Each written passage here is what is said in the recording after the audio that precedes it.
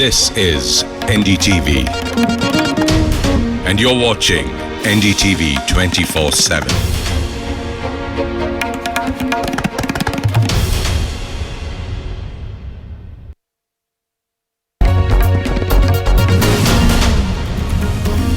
Good evening, you're watching NDTV with me, Rishika Barua. It's been a sad day today. Rishi Kapoor, legend, superstar, actor, died at the age of 67. He was battling leukemia and had been at a Mumbai hospital for the last few days. There have been a lot of questions that have been coming in on whether India is seeing an unprecedented rise in the number of cancer cases. Remember, just yesterday, actor Irfan Khan lost his life to cancer. Arun Jaitley earlier this year lost his life to cancer as well. We'll ask our doctors a little bit about what is going on. Is India at the brink of a cancer epidemic? And especially at a time when we're also battling a pandemic, what does this mean? How critical is it for cancer patients? Joining us on the broadcast this evening, Dr. Purushottam Chatterjee is a consultant endocrinologist and diabetologist with the Apollo Hospital in Kolkata.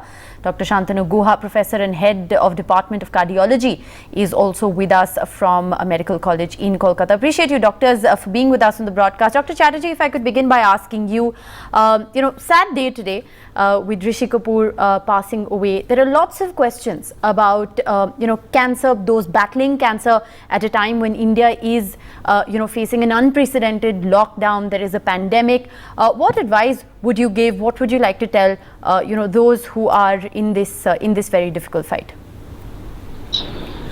Now, thank you for having me in your program. The important issue that you have asked, one important question, that whether incidence of cancer is rising or not. It is yes. In India, we are getting more number of cancer patients, different types of cancer, and particularly in the present scenario of this COVID pandemic, the cancer patients are definitely at high risk of getting this infection from the society. Now, if we talk about cancer patients, we can divide the cancer patients into two groups. One, those who have already completed their therapy, they are stable, they are otherwise normal, they have got much less chance of having this infection. Otherwise, those patients who have so-called active disease planning for therapy like surgery, chemotherapy or immunotherapy, they are at very high risk of developing this coronavirus infection, that too in moderate to severe form. So these people must be taken care of very carefully, and it has to be done by a special team.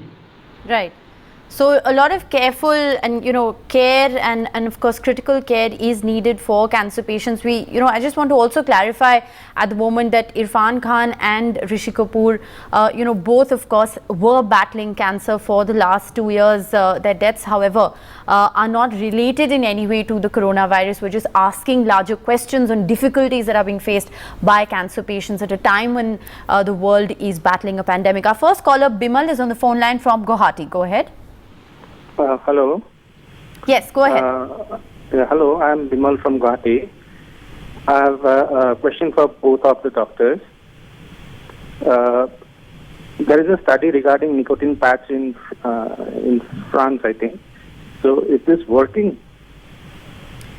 All right, Dr. Guha, would you like to take that on? Any clarification regarding the use of nicotine patch? Some reports came up that in the incidence of coronavirus infection was slightly less in smokers, and from that this came up. But this doesn't have much of a ground. So nicotine patch treatment has not been advocated by any world authorities. All right. Is there anything, Dr. Chatterjee, that you'd like to add? And I think whatever report has been, what the caller is telling about, it is a very small study. You can't call it a study. It is a simple observation. So it is very important to understand that observation cannot be put into therapeutic trial. So these are all anecdotal reports. We don't take it seriously as a scientific material. Right. All right. So a lot of studies that are out there in the public domain. But before you do take anything seriously, it's important that you check with your doctor and only act on the advice of a doctor. Mr. Narsimha is dialing in from Hyderabad. Go ahead. JS Chawla, I beg your pardon. GS Chawla is joining us from Ludhiana. Go ahead, sir. Yes, Rishika, my question is, the face mask, which is general public wears, does not protect our eyes from the virus. Is there any eye drop which can help us to reduce the virulency of the virus when it invades through your eyes? All right. Would you like to take that on, Dr. Guha? The mask doesn't protect the eyes. How can one contract the virus through the eyes? No eye drop has been developed which can protect against this virus. That is for sure. But for those who are coming in very close contact with the patients, like frontline workers, like those doctors, nurses, etc., we use either a goggles or a face shield to protect it. For ordinary people in the road, on the street, it is not necessary to use those things. All right, but Dr. Chatterjee, can you contract the infection through your eyes? And if you're wearing a mask, then should you perhaps also be wearing glasses when you step out? Yeah, definitely. If you put your finger which has touched some unknown or suspected surface containing the virus and put it in your eyes, right, then virus can be directly transmitted through ear into your body and your respiratory tract. So don't touch your eyes with your bare finger. If you want to have if you have any problem in your eyes, you can wash your hand first. Then you can wash your eyes with plain water. All right. So there is no medicine for that. All right. Our next caller, Mr. Narsimha, is dialing from Hyderabad. Go ahead. Okay. Good evening, madam. Good evening, sir. Go ahead. Madam, I would like to ask questions regarding cancer. Madam, which precautions I have to take? All right. Due to which precautions I have to take to relieve from cancer in view of COVID-19. All right. Doctor, we've talked about this. Dr. Chatterjee, would you like to come in here? Precautions that one can take, especially if you are somebody who's battling cancer at a time of a pandemic like this. I have already mentioned that you can divide the cancer patients into two groups. Group 1 who are stable and not on therapy, so they can take the measures as advised by WHO, ICMR, no problem about that. Right. But most important thing for those people who are undergoing treatment or having active disease, they must treat them like an healthcare professional who uses PPEs and all the precautions. So they are the highest category of risk. So if you go out, use PPE. If you have a date for chemotherapy or something or some other treatment, you have to take utmost care and you must talk to your doctor what to do, what not to do. Yes, in fact, that was going to be my next question. Dr. Guha, if you'd like to weigh in, what about patients who are undergoing treatment or have to go for regular sessions of chemotherapy at a time like this when hospitals, of course, are an avoidable place? Yeah, this is risky, but they has to undergo the chemotherapy. That should not stop. Yes. That is the first answer.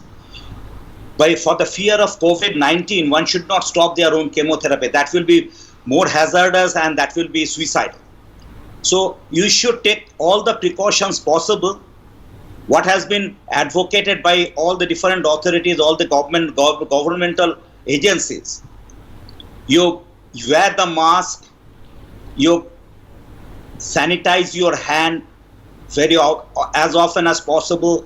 Don't touch the face, mouth or nose, eyes, etc. Avoid them. Maintain social distancing. In every sphere of life, you have to maintain this thing. And with these things on, you have to go to the hospital. And in hospital also, with utmost precautions, you have to take the chemotherapy. The doctors concerned should also maintain as asepsis as possible while giving the chemotherapy. That is all what can be said. But chemotherapy is a must that should not be stopped. All right, so you cannot stop your treatment, especially if you're undergoing chemotherapy. You cannot stop your treatment. You just have to take all the precautions. Lali Sahani, our next caller, is on the phone line from New Delhi. Go ahead. Good evening, Dr. Saab. My question is that, this cancer is becoming more than common these days. Does this have anything to do with unhealthy, food habits, packaged foods, or stressful lifestyle? Is this, in a way, sort of lowering our level of immunity, or is this getting impacted by the very lifestyle these days because it's getting so much common? Thank you. All right. Dr. Guha, would you like to take that on? Because I think, you touched upon it earlier as well. We have that graphic up on our screen. Over 7 lakh people losing the battle to cancer. Over 11 lakh new cases being reported every year. And this is official ICMR data that we're putting out. Do you think that it has become a lifestyle related problem? To a certain extent, definitely yes. There are so many carcinogens. What we are consuming, what we are coming in contact. So from the environmental pollution right up to the packaging, with the food storage, that chemicals which are being used. So there are so many carcinogens which we are coming in contact. So perhaps our lifestyle is influencing to a certain extent the increased incidence of cancer. Right. I agree with that. All right. Shantanu Basu, our next caller, is on the phone line from Kolkata. Go ahead. Yeah. Can I ask a question? Yes. Okay, now I suffer from a little bit of a heart ailment. My question is, I am at 57. Now, is it necessarily true that one who has, has to take this regular medicines and pills for pressure and all that, am I compromised? That's number one. And number two, my wife has a little bit of renal problem. She suffers from a polycystic kidney. So is that also a case of immunocompromise? All right. I think I'll take the first part of the question to Dr. Guha. He's the cardiologist on the broadcast. What would you like to say? One need to know what type of heart ailment he is suffering from. If it is just a simple case of mild angina, things are different. If he is suffering from heart failure, it's a very important comorbidity. Okay. So if he is having hypertension, diabetes associated, that again increases his risk of having a more fulminant disease, more serious disease. So what type of heart ailment he is suffering from, that is also important. In general, it is said if somebody is suffering from hypertension, diabetes, coronary artery disease, heart failure, or valvular heart disease or other heart diseases, his chance of having a more serious disease is more. All right, Dr. Chatterjee, would you like to take on the second part of the question? The caller's wife is suffering from a polycystic. Yes. Yeah, I'm not a nephrologist. Still, I can give some basic ideas about that. Now, she is suffering from adult polycystic kidney disease most likely.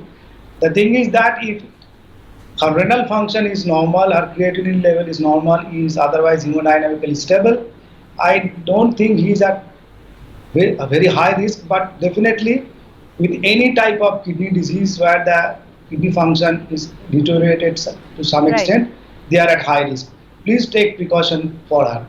All right, so very important information there for high risk patients at a time when the country and the world rather is battling a pandemic. We're going to slip into a very short break. The doctors will continue to be with us on the other side, so keep your questions coming.